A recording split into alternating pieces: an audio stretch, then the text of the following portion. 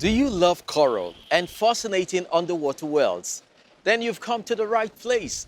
Welcome to Echo Africa, the environment show co-produced by NTV in Uganda, Channels TV in Nigeria, and DW in Germany. I am Chris Elems, and with me today, as always, is my co-host, Sandra Twinobio. Hi, Sandra, and how are you today?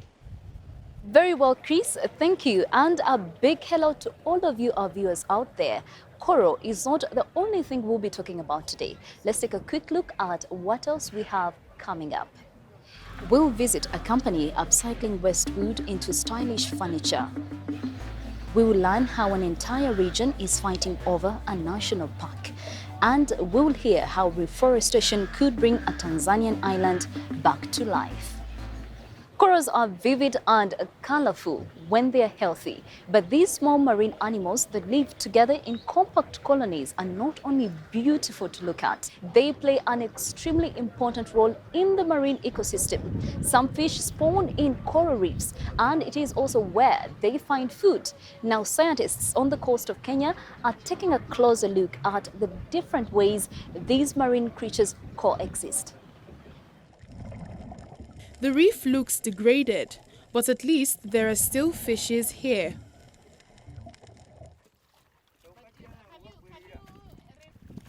Joanne Kawaka and her colleague Peter Musembi visit the Msambweni coral reef every 2 years to check up on this fragile ecosystem. The coral reef is a fascinating object of study for the two marine biologists. That is where the life of the ocean lies, okay? So that is where you find the breeding areas for different marine life, okay? A lot of the feeding areas for the different marine life and most of the biodiversity. So these are areas that have to be protected. So if they are misused, then the life in that ocean is gone. Our recent research concluded that we have up to 4-fold decline in fish catches in the last 2-3 decades. And that is a problem. As local fishermen know all too well, Umaya Hassan was born and bred in Msambweni. Fishing has been his main source of income for years. The catch was still good when I started, but over the past 4 years, the number of fish has been declining.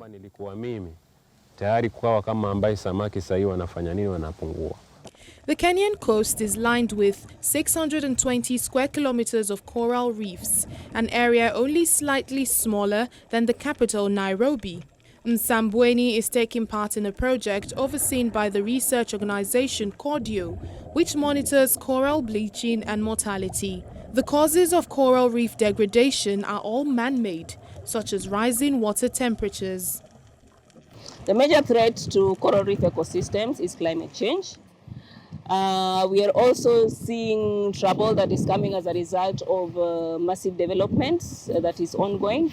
And then there are also the issues of pollution. Another threat that is coming from usage by the communities.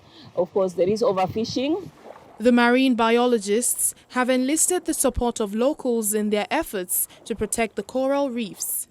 They've taught fishermen how to count fish stocks and species in marine conservation zones and how to interpret their findings. For example, high numbers of clownfish in the coral reefs is a sign that the habitat is doing well. They've also taught them a simple method of keeping juvenile fish out of their nets. The fishermen still use their traditional basket traps, but now use different mesh. We were ensuring that the kind of mesh size that is being used is bigger, and that is 3-inch mesh sizes. And that the thinking around that is just to ensure that the kind of fish that is being captured by the basket traps are not juveniles. Part of the reef has also been declared a conservation zone. It covers 18 hectares, an area equivalent to 25 football pitches. Fishing is prohibited there, and together, the fishermen make sure the ban is respected. Umaya Hassan has been using the new kind of mesh in his traps for 2 years now. Natarajia baadaye I hope I'll be able to catch more fish in the future, and so take better care of my family and my parents. But considering the challenges we now face, I also wonder if this dream will ever come true. The scientists estimate that it will take up to 20 years for fish stocks to recover completely, but at least Umaya's children might benefit. Now, what Kenyan scientists are doing in the field, the Dutch scientists are trying to do in a lab. In Arnhem Zoo, marine biologists are breeding coral in a giant aquarium under optimal conditions. Like in a theatre, tons of lighting equipment are used to put the spotlight on the corals, the real stars of the show.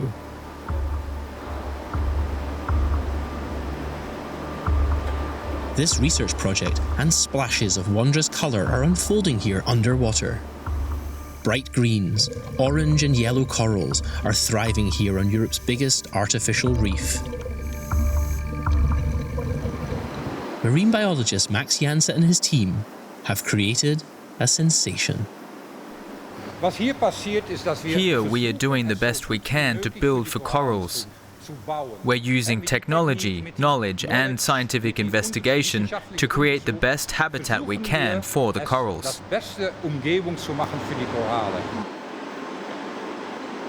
By feeding them, for example. To date, researchers don't even know the half of exactly how corals function. And this coral reef ecosystem at the zoo is giving many scientists hopes they can discover much more. We can learn a lot about species with DNA testing, but it's not just about the coral itself. There are many more factors, and that makes it very, very complex. The biologists in Arnhem are trying to gain better understanding of the corals. They want to find out how to help them survive long-term in the wild. It's like a forest without animals. If there's no forest, then there's no forest animals. It's the same with a coral reef. If there are no corals, then you don't have the other animals either. Reefs are the nurseries of the sea. That's why they're the main attraction of the underwater world at Burgers Zoo. The corals here grow more quickly and are healthier than in the wild. A colony of corals is actually thousands of animals living together in a kind of enormous city inside a common skeleton. No one really understands it because everyone looks for the eyes and mouth, but you've got to explain these tiny animals with one orifice and little tentacles. There are more than 14,000 species of corals in the world.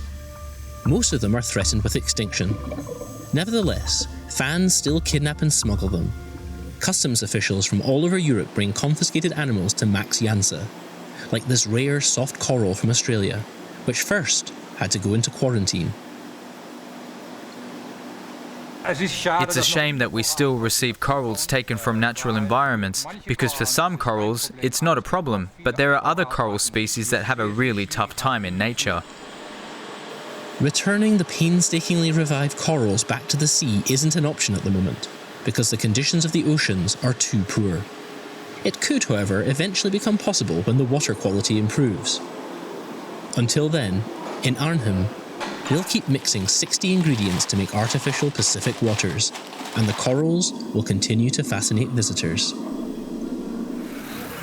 It is really amazing to be able to admire such beauty without getting wet. Our next report is also about beauty and environmental protection. That's right, Sandra, but achieved in a completely different fashion.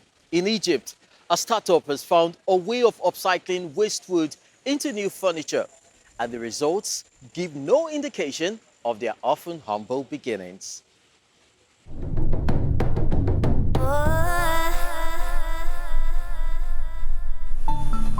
Furniture making in Egypt is expensive. The country has no wood resources. Everything has to be imported. Normally scrap wood gets thrown away. But that's changed in Sharif Al-Khalil's workshop. Together with architect Sarah El Batouti, he founded the Mubun startup. They make luxury sustainable furnishings using scrap wood.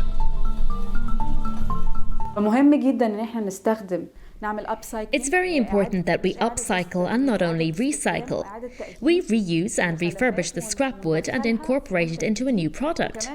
That also helps raise people's awareness.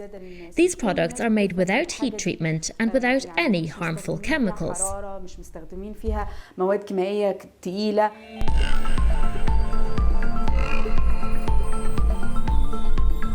They've made more than 120 pieces since Mubun opened a year ago, selling them in Egypt and as far afield as Paris and London. And how about you? If you're also doing your bit, tell us about it. Visit our website or send us a tweet.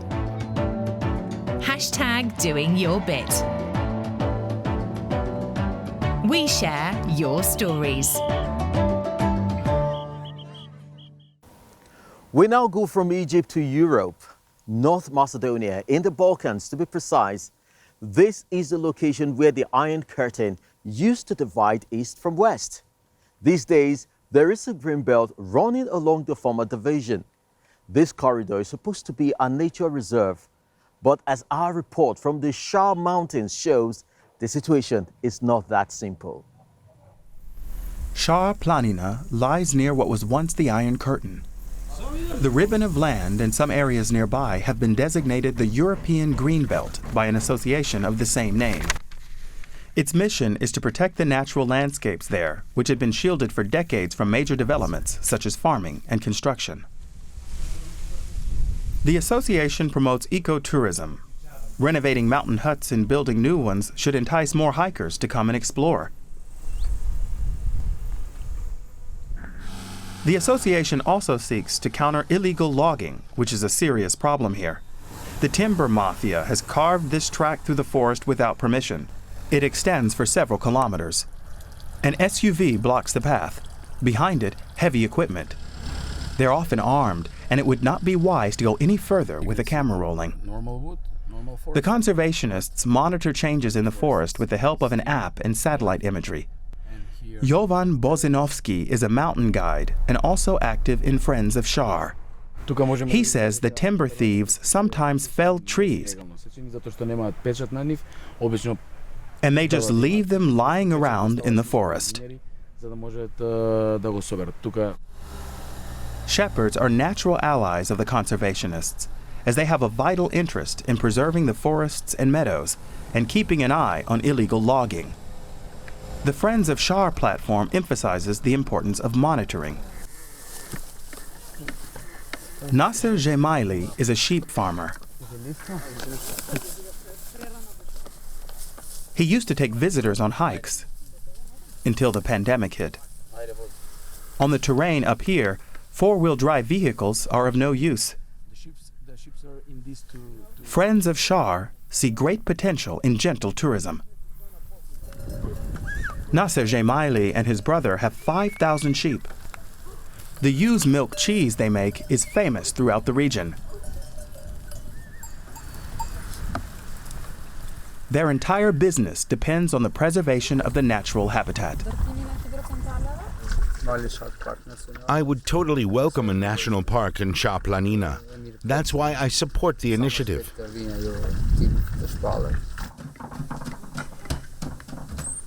Nasser Jemaili and his brother inherited the farm from their parents and have since expanded its operations. They employ 25 shepherds. During the season, they spend 2 weeks at a time up in the mountains, living in huts like this. The only source of power here are small solar panels, enough to light the huts. With a new hydropower plant, that would change, a shepherd explains. It would be good. Then our little villages would finally have electricity. These small hydropower plants are promoted as a green energy and good for people, but in reality they destruct the ecosystem of the rivers. The conservationists promote traditional ways of life, but most people want at least a few modern conveniences. Pandorska leads us down into a valley. This is where one of the new hydro plants is to be located. The plan is to build 11 in Shar Planina.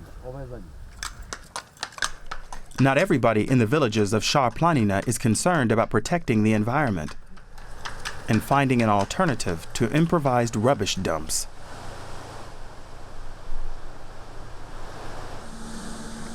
Construction of the hydropower plants up in the mountains is well underway.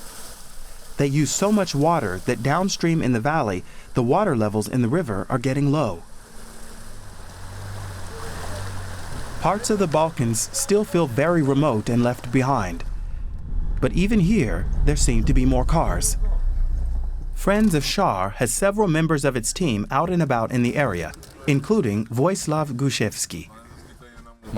There's still a lot of work to be done, and that includes explaining the issues to people and telling them about the rules on how to behave in a national park.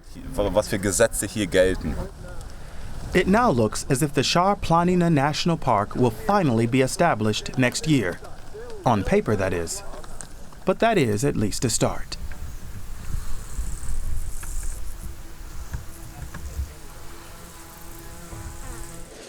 And now back to Africa. Many people travel long distances by bike here. It's not only a cheap way of getting around, it is also really environmentally friendly. Many families are happy when they receive a bike as a gift or are able to lease one.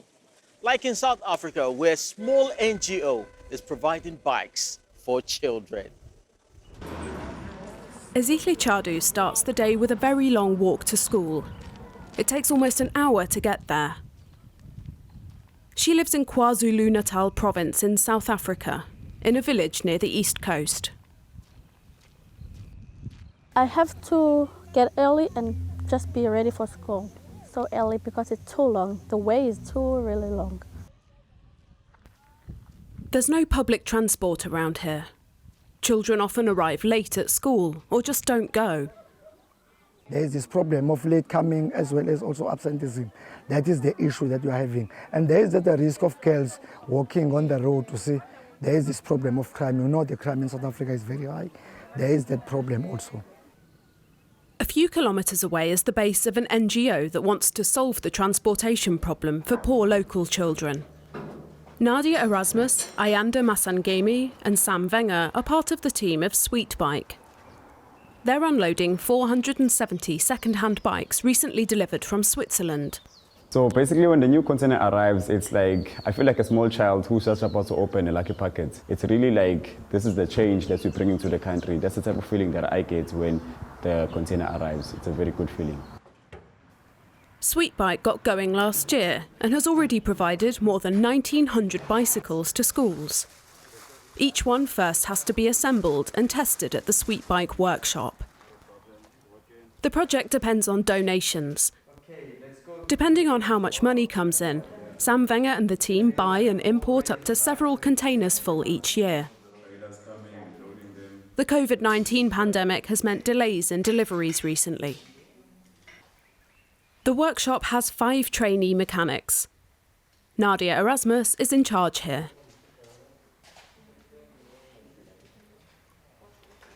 Together, they process about 40 bikes a day.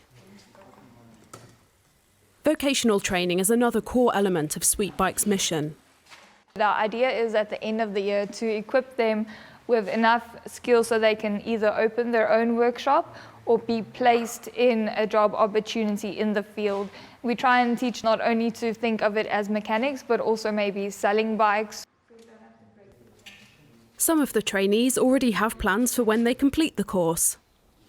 In future, I would like to have a shop for bicycles and sell it to rural areas because there's not much transport there, so they can use bicycles.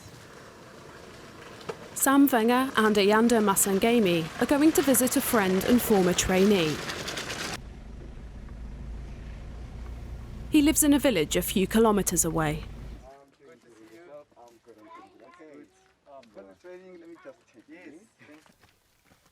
Sipamandla Sinama completed the course a year ago. He now runs a bike workshop in his house.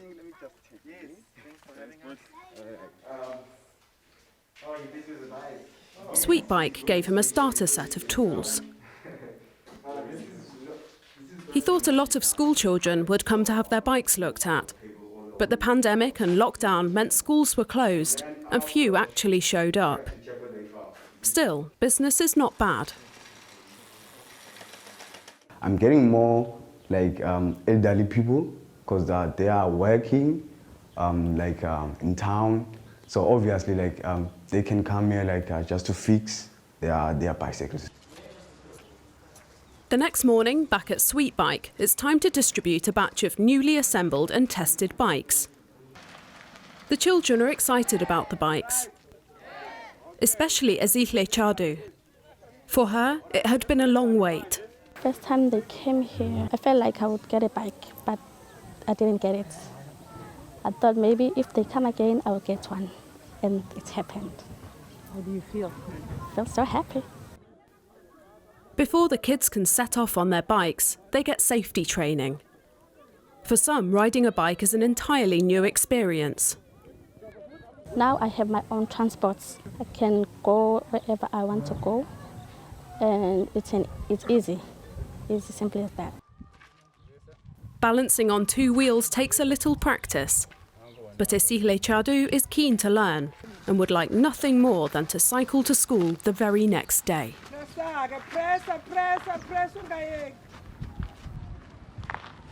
Keeping old traditions alive can be a way to help the environment. That's also been practiced in our next report from Zanzibar. That is right, Chris. This group of islands in the Indian Ocean is in jeopardy as a result of climate change and the depletion of natural resources. But by planting trees and changing the way they farm, the inhabitants of the tiny island of Kokota have witnessed impressive results.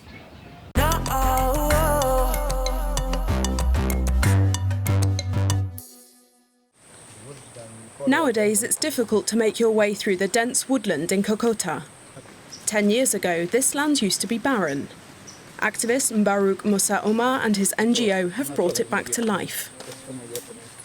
The organisation encourages local communities to plant trees, install solar panels, build fuel-efficient cooking stoves and harvest rainwater. As a result, the Tanzanian island has witnessed a turnaround. Now the community is very well versed in the issue of tree planting. Some years ago, the people of Kokota used slash and burn farming methods, leading to massive deforestation. Most rivers and the groundwater ran dry. What was once fertile soil turned to dust, and people had to import food. The organisation has planted over 680,000 fruit trees and forest trees in Kokota. To make sure that the reforestation is successful, local communities regulate felling. Among the people benefiting are beekeepers. The trees provide bees with a well-protected and shady dwelling place and a source of food when they're flowering. 2 years ago, Salum Kasim had just 2 beehives. Now he has 75. I can't do anything without the forests. When you hang the hives like we've done here, we get best quality honey. It's clean, and the bees can't be attacked by other insects.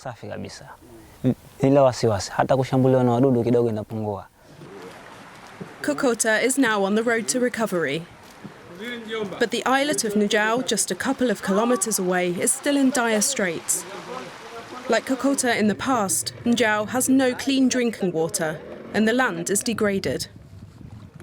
This tree planting event is designed to help the islanders understand the importance of trees. We encourage them and help them in planting as well. Then, when the rains come, we work together with the communities when we visit them and plant trees in their areas for the purpose of ongoing conservation. The organisation's activities are funded by the European Union. The aim is to enable communities to become self-sufficient by means of agribusiness. And that hopeful look into the future brings us to the end of this edition of Echo Africa. I hope you enjoyed the show. Don't forget, you can always check in with us anytime on social media. I am Chris Alems, signing off from Lagos, Nigeria. Thank you, Chris. It is also time for me to say farewell. But do be sure to tune in again next week. Until then, it is a goodbye from me, Sandra Twinovideo, here in Kampala, Uganda. No.